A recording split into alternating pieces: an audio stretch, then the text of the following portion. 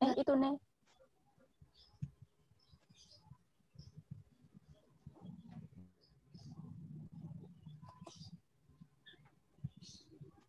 Assalamualaikum warahmatullahi wabarakatuh. Kami dari kelompok 4 ingin menyampaikan argumen kami mengenai yang berjudul Isu Kelembagaan dalam Pembangunan Ketahanan Pangan, Pembelajaran dari Kabupaten Klaten, Jawa Tengah, yang ditulis oleh Latif Adam dan Ine Dwi Astuti. Sebelumnya, anggota kelompok kami terdiri dari saya sendiri, Rizky Anissa Fitri dengan NPM 19 10 10 10 94, Risha Aulia dengan NPM 19 10 10 10 12, kemudian ada Ike Trisnawati dengan NPM 19 10 10 10 40, ada Anissa Puput dengan NPM 19 10 10 10 42, dan yang terakhir ada Ermaya Putri dengan NPM 19 10 10 10 48. Next. Berikut adalah gambaran dari artikel tersebut. Ketahanan pangan merupakan isu yang sifatnya multidimensional karena bersifat multidimensional dan mencakup beragam aspek. Upaya untuk memperkuat ketahanan pangan dipastikan akan melibatkan beragam institusi sektoral. Dalam konteks ini, munculnya kelembagaan pangan dengan struktur organisasi yang jelas dan memiliki kompetensi untuk melakukan koordinasi di antara beragam institusi sektoral akan menjadi kunci sukses dari upaya untuk memperkuat ketahanan pangan. Kelembagaan pangan juga memiliki peran untuk merumuskan, mengevaluasi, dan memberi umpan balik terhadap implementasi kebijakan dan program dari masing-masing institusi sektoral. Next. Ketahanan pangan dari perspektif institusi. Berbagai literatur menyimpulkan kondisi ketahanan pangan di Indonesia relatif belum terbangun secara solid. Paling tidak hal ini terindikasi dari masih besarnya proporsi penduduk yang berkategori ke dalam kelompok rawan pangan, yaitu sebesar 13% dari total penduduk. Secara garis besar, lemahnya kondisi ketahanan di negeri ini merupakan akumulasi dari 3 permasalahan sebagai berikut. Yang pertama, dari sisi produksi. Terdapat indikasi bahwa pertumbuhan produksi beberapa komoditas pangan tidak mampu mengimbangi pertumbuhan konsumsi. Yang kedua, dari sisi konsumsi, kurang optimalnya pemerintah untuk mendorong diversifikasi pangan agar tidak terlalu bergantung pada komoditas pangan tertentu, membuat ketahanan pangan menjadi rentan terhadap shock yang muncul karena penurunan produksi atau kenaikan harga komoditas pangan tertentu. Yang ketiga, lemahnya ketahanan pangan tidak hanya disebabkan oleh terganggunya produksi, tetapi juga lemahnya jalur distribusi. Akumulasi dari 3 permasalahan yang melemahkan kondisi ketahanan pangan seperti di atas mengindikasikan belum optimalnya kinerja institusi pemerintahan. Next.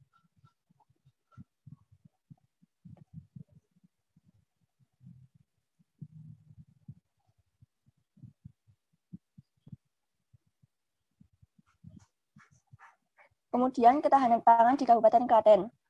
Kabupaten Klaten merupakan salah satu daerah lumbung pangan di Jawa Tengah. Produksi dan ketersediaan pangan di kabupaten ini, khususnya padi, selalu surplus dan melebihi kebutuhan penduduknya.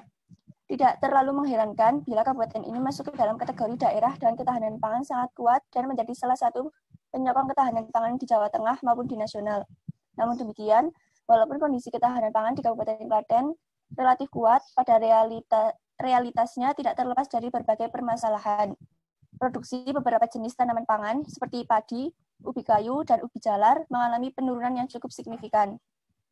Kemudian DKP sebagai kelembagaan pangan.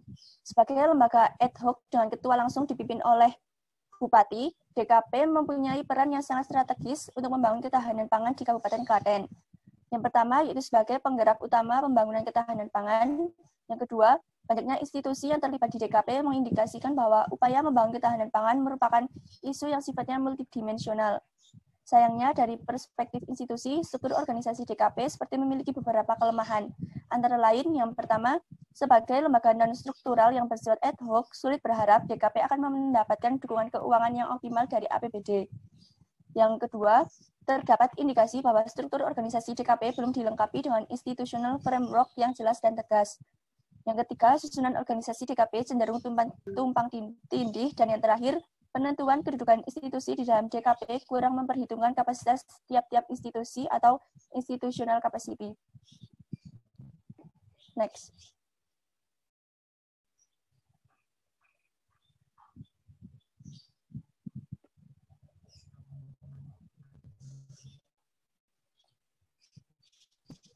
Kemudian ada hubungan antar institusi. Hubungan kerja di antara institusi yang terlibat dalam DKP belum terbangun secara solid. Belum terbangunnya hubungan dan tata kerja antar instansi mengindikasikan DKP dibangun dengan mengabaikan prinsip-prinsip kelembagaan, khususnya yang terkait dengan prinsip koordinasi, integrasi, simplifikasi, sinkronisasi, serta mekanisasi. Mengabaikan prinsip-prinsip kelembagaan membuat DKP di Kabupaten Klaten menghadapi beberapa permasalahan sebagai berikut. Pertama, DKP gagal membangun koordinasi yang berkesinambungan untuk mengintegrasikan program dan strategi lintas instansi.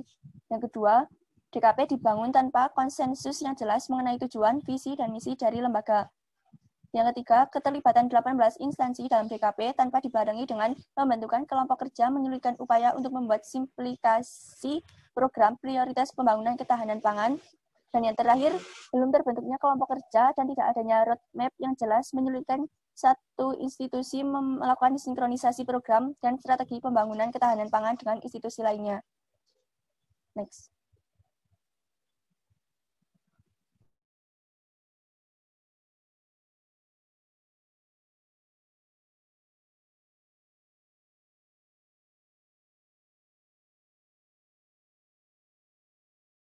Dari Bisha Aulia, silakan.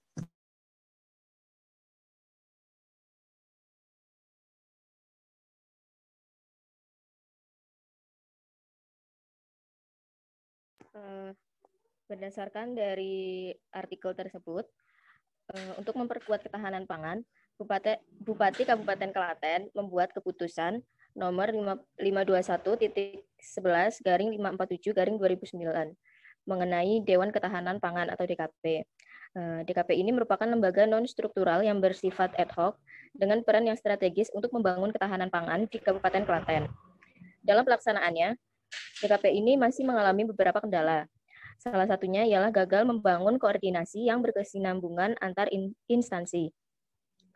Dalam pembentukannya, DKP ini dibangun dengan mengabaikan prinsip-prinsip kelembagaan, khususnya yang terkait dengan prinsip koordinasi, integrasi, simplikasi, sinkronisasi, serta mekanisasi.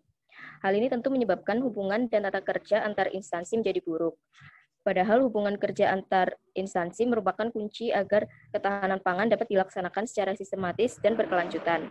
Oleh karena itu, perlu adanya institutional framework yang tegas sehingga peran dan tanggung jawab tiap instansi menjadi jelas. Selain itu, juga perlu dikembangkan sistem koordinasi berdasarkan blueprint yang mencakup perencanaan jangka pendek hingga jangka panjang dalam pembangunan ketahanan pangan.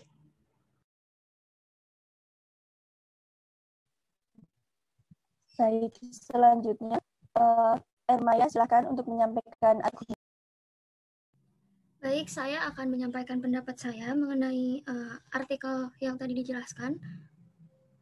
Dalam studi kasus ini, tadi disebutkan bahwa salah satu kelemahan DKP sebagai kelembagaan pangan adalah susunan organisasi yang cenderung tumpang tindih. Menurut saya, pernyataan tersebut benar adanya. Banyaknya institusi yang terlibat dengan di satu sisi mekanisme alokasi tanggung jawab yang belum jelas, membuka peluang terjadinya overlapping atau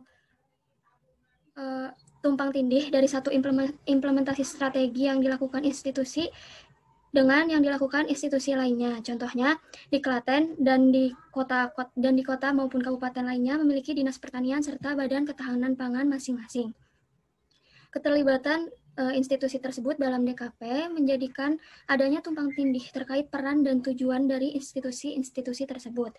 Karena baik dari Dinas Pertanian dan Badan Ketahanan Pangan serta DKP sendiri sama-sama fokus terhadap ketahanan pangan, yang mana di dalamnya mengendalikan dan mengatasi ketersediaan pangan, harga pangan, distribusi pangan, kerawanan pangan, dan lain-lain.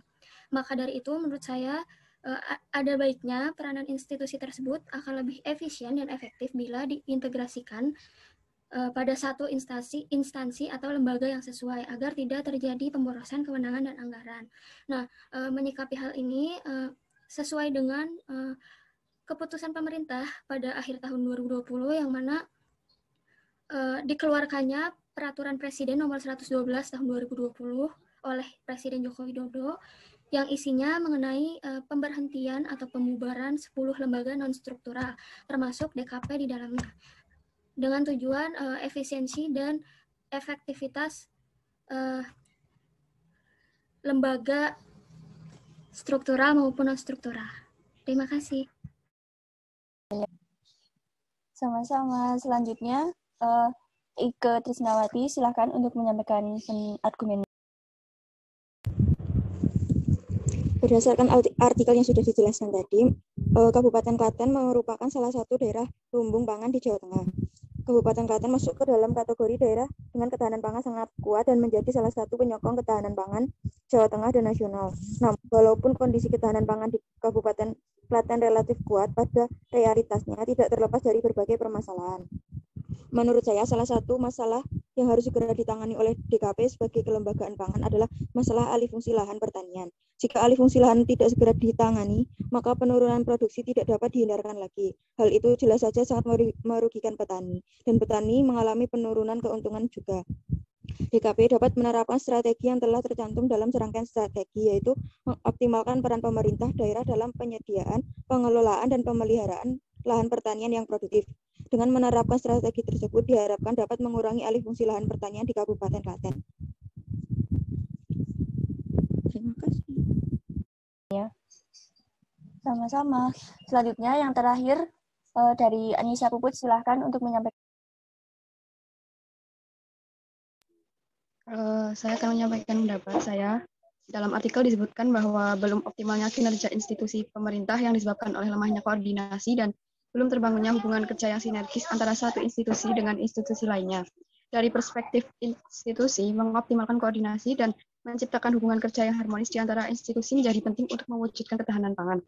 Oleh karena itu, diperlukannya keterlibatan pemerintah daerah yang mana sudah disebutkan dalam Undang-Undang Nomor 32 Tahun 2004 tentang pemerintah daerah, yang mana dikemukakan secara jelas bahwa kebijakan dan manajemen ketahanan pangan di Indonesia didesentralisasikan ke tingkat daerah.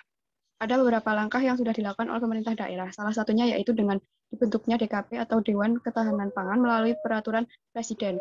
Namun karena pembentukan DKP ini hanya sebagai keharusan membentuk, maka berakibat pada tidak adanya panduan untuk menyusun mekanisme yang jelas mengenai tugas dan tanggung jawab dari tiap-tiap instansi yang terlibat. Oleh karena itu, diperlukannya pembentukan kerangka kelembagaan atau institutional framework yang mana bisa mendorong munculnya hubungan kerja yang harmonis di antara institusi. Karena hubungan kerja antar institusi menjadi kunci untuk membangun ketahanan pangan secara sistematis dan berkelanjutan. Terima kasih. Argumennya. Baik, terima kasih teman-teman atas argumen yang telah disampaikan. Maka dapat ditarik kesimpulan bahwasannya pembangunan ketahanan pangan di Kabupaten Klaten, Jawa Tengah belum didukung dengan aspek kelembagaan yang kuat dan solid.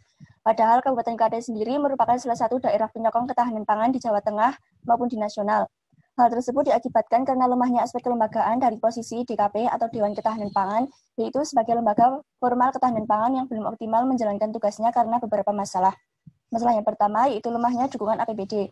Hal ini terjadi karena anggaran APBD memprioritaskan badan yang secara formal menjadi bagian dari struktur organisasi pemerintah daerah. Yang kedua, tidak dilengkapi institutional framework yang jelas dan tegas. Kemudian yang ketiga, susunan organisasi DKP cenderung tumpang tindih. Hal ini dapat terlihat bahwa ketua DKP diketuai oleh Bupati Klaten sendiri. Kemudian yang terakhir ada penentuan kedudukan institusi DKP kurang memperhitungkan kapasitas setiap institusi. Permasalahan tersebut juga menunjukkan hubungan kerja di antara institusi yang terlibat dalam DKP belum solid. Akan tetapi dari berbagai permasalahan yang ada, beberapa upaya dapat dilakukan untuk memperkuat kelembagaan. Yaitu yang pertama, DKP perlu dilengkapi institutional framework yang jelas dan tegas. Yang kedua, DKP perlu dibangun dengan konsensus yang jelas. Yang ketiga, DKP perlu memiliki kelompok kerja yang dapat meningkatkan mekanisme sinkronisasi dan sinergi program pembangunan ketahanan pangan. Dan yang terakhir, penentuan kedudukan tiap institusi dalam DKP perlu memperhitungkan kapasitas. Sekian pemaparan dari kelompok kami. Kurang lebihnya mohon maaf. Apabila ada yang ingin ditanyakan, mungkin bisa ditanyakan melalui WhatsApp group. Terima kasih atas perhatiannya. Wassalamualaikum warahmatullahi wabarakatuh.